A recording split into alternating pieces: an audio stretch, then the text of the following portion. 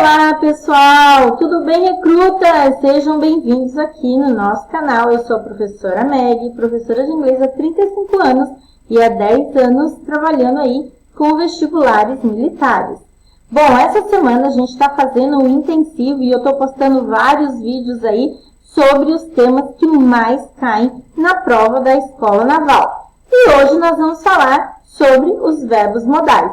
Se você ainda não está inscrito no nosso canal, já aperta o sininho, se inscreve, assim o YouTube avisa você todas as vezes que eu postar um conteúdo como esse. Vamos lá então! Bom, turma, os verbos modais, eles são, assim, um assunto que cai em todos os vestibulares militares. Por quê? Porque eles são verbos especiais. E, embora eles se comportem como auxiliares na forma interrogativa e negativa, eles não podem ser chamados de verbos auxiliares, porque eles não têm algumas características que o have, o do e o verbo to be têm, que são as 3 colunas de presente, passado e particípio, que são aí o acréscimo do S nas terceiras pessoas do singular, certo? E também o uso da partícula to na sua forma de infinitivo. A maioria dos verbos modais tem uma ou duas formas, como por exemplo can, could, will, would e should, ought to. Porém, o may, o might e o must vão ter apenas uma forma. Bom, pessoal, vamos ver então como é que a prova da Escola Naval vai cobrar esse conteúdo de vocês. Bom, vamos lá. Enquanto a maioria das provas, como a prova da AFA, a prova da EAR, vão cobrar os verbos modais na sua ideia, né, no seu significado, querendo saber se eles estão expressando possibilidade, permissão, habilidade, obrigação, as provas da Marinha, como a EFON e a Escola Naval, vão cobrar aí um conhecimento diferente do que a ideia que ele traz por si só. Bom, as provas da Marinha têm a tradição de trazer questões do tipo dessa primeira aí que nós vamos ver, com várias alternativas, né? 5 alternativas, com várias frases diferentes, sendo usadas aí com aquela estrutura gramatical que ele quer verificar se você sabe ou não. Então, a dica que eu dou para os meus alunos, quando pega uma questão dessa, né, de que qual alternativa está gramaticalmente correta ou qual é a alternativa que está errada, eu digo que os alunos precisam, em primeiro lugar, identificar o que, de repente, eles estão avaliando. Nesse caso aqui, fica muito claro para a gente que é a questão aí do would, né? O would, a gente sabe que ele é um verbo modal, ele é o pretérito do will. E embora muita gente diga que o will é o auxiliar de futuro, o will, na verdade, não é um auxiliar, ele é um verbo modal. Então, vamos ver aí o que é que ele vem cobrando da gente nessa questão do uso do would. A primeira coisa que chama a nossa atenção aí é que o would não vem sozinho, né? Ele, em todas as alternativas, ele vem aí acompanhado do verbo like. Então, eu tenho a primeira lá. He would like that I could come. He would like me to come. He would like that I come. Or he would like that I came. Desculpa, Tito. Vamos ver aí, então, como é que vem essas alternativas pra gente. Então, a primeira, ele diz assim. He would like that I could come. He would like me to come. He would like that I came. He would like me coming. E he would like me come. Então, olha só, turma. Would like, ele vai ser uma expressão que todas as vezes que eu usar, se eu tiver um verbo, eu preciso que o verbo esteja no infinitivo com o to. Então, por exemplo, I would like to go to the movies, tá? Nesse caso aqui, eu não tenho nenhuma alternativa onde eu tenha o verbo, né, vindo aí com a partícula to. Eu vou ter em todos os casos uma outra oração, né? Então, essa estrutura do would like, quando eu venho com ela acompanhada de uma oração, eu preciso que eu tenha um pronome objeto, certo? E mais o verbo com a estrutura do to infinitivo. Então, nesse caso, a alternativa correta vai ser a alternativa B. Então, ó, he would like me, né, to come. Essa estrutura é a estrutura que a gente vai usar no nosso... essa estrutura é a estrutura que a gente vai usar nos nossos tempos de subjuntivos do português. Né? Então, aqui, como que eu vou traduzir isso? Ele gostaria que eu viesse, né? Então, eu não posso usar he would like that I could come. Isso aí é uma tradução literal do português para o inglês, não está correto, né? Então, um outro exemplo que eu posso dar para vocês, a gente pode usar, por exemplo, com o verbo to ask. He asked me to do the homework. She told me to close the door. Então, esses verbos, eles vão sempre pedir que ele venha acompanhado do objeto e do próximo verbo aí no infinitivo. Então, a alternativa B. Já na alternativa abaixo, ele vai cobrar aí dentro de um texto a ideia, né? Enquanto as provas da AF e as provas da EA, elas colocam a frase, perguntam pra gente assim, das alternativas abaixo, qual é a ideia, né? Qual é o sentido do verbo can, vamos supor, e aí ele coloca lá, possibilidade, habilidade, permissão. As provas da Marinha, elas trazem a aplicação disso, né? Então, nessa questão aqui de baixo, a gente vai ter que entender qual é o sentido que ele quer que a gente use aí para completar cada uma das lacunas do texto. Então, eu digo assim, ele diz assim, a palavra story pode ser usada como um sinônimo de narrativa. Então, quando eu digo esse pode, não é um poder no sentido de habilidade, é um poder no sentido de possibilidade.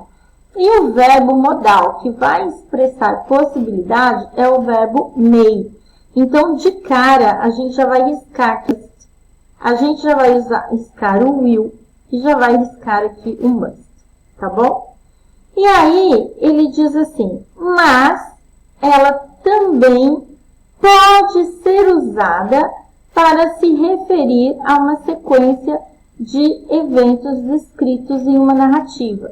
Aqui, nesse caso, a gente vai usar o can também como possibilidade, tá? Então, logo já elimino essa e já fico com essa alternativa. Mas vamos até o fim para ver se dá certo. Uma narrativa pode também ser contada por um personagem dentro de uma narrativa maior. Então, turma, nesse caso aí, nós temos o verbo may sendo usado como possibilidade e o can mais duas vezes também sendo usados como uma possibilidade. Tudo bem? Então, vamos adiante.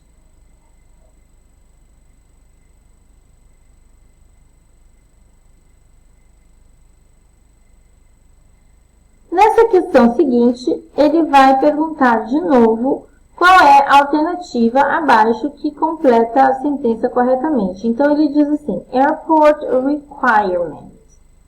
Então, aqui ele já diz, ó, requirement. Quando a gente fala de requirement, a gente já está falando de exigência, né? E quando a gente fala de exigência, a gente já lembra de quem? De obrigação, de dever. Então, ele diz assim, passengers, alguma coisa, apresentar um documento de viagem válido, né? E o cartão de embarque na segurança do aeroporto no portão de embarque, a fim de ter permissão para embarcar no avião. Então, o que ele tem que fazer? Ele pode? Não. É que é possível, no caso do MEI? Não. Ele deveria? Então, mas não...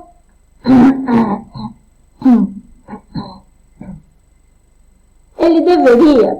Não, porque é um requirement. Então, se é requirement, nós estamos falando que é mandatório, que é obrigatório. Então, nesse caso, nós vamos usar aí o must. Então, passengers must present their valid travel documents and boarding pass at airport security check and at the boarding gate in order to be allowed to board the plane.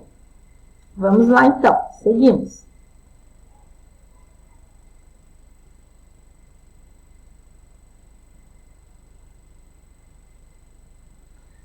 Qual alternativa não expressa a mesma ideia de always do right in the sentence below? Então, ele quer saber aí qual alternativa que não vai ter a ideia de sempre faça o correto na sentença abaixo.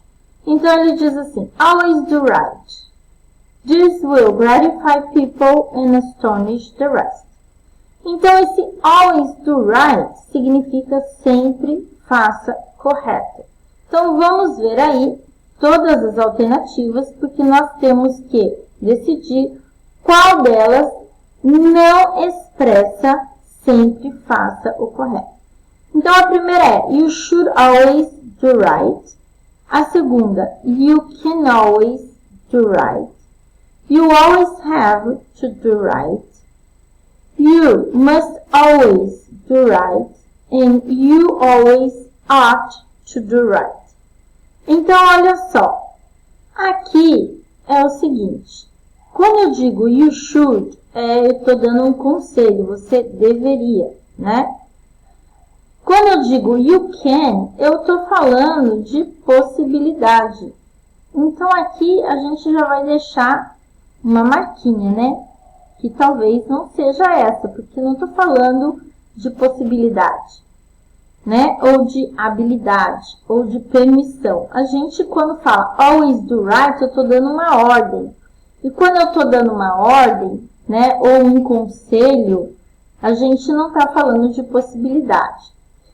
You always have to do right. Sim, have to é dever. You must always do right.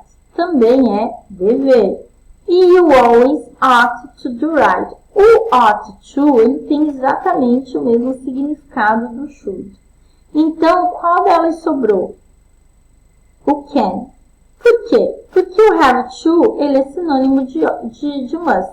E o should é sinônimo de ought to. Então, se você ficasse na dúvida, você poderia inferir aí a resposta através dos pares, né? Sabendo que os pares should e ought to significam a mesma coisa e have to significa a mesma coisa que must. Sobrando aí, então, o que? Então, vamos lá, turma. Nessa última aqui, ele diz assim, analise as sentenças abaixo. Qual das duas sentenças expressam a mesma ideia? Então, na primeira, ele está dizendo assim, aquelas crianças pobres devem ter sapatos novos. Esse must aqui, ele pode ser usado no sentido de obrigação, né? Ou ele pode ser usado no sentido de dedução. Por exemplo, aquelas crianças devem ter sapatos novos. Nesse número 2 aqui, those poor children have had new shoes. Aquelas crianças pobres tiveram sapatos novos. No 3, novos sapatos devem ser fornecidos àquelas crianças. Então, ele está dizendo aí que é uma coisa que ainda deverá acontecer. E na última, sapatos novos devem ter sido dados àquelas crianças pobres.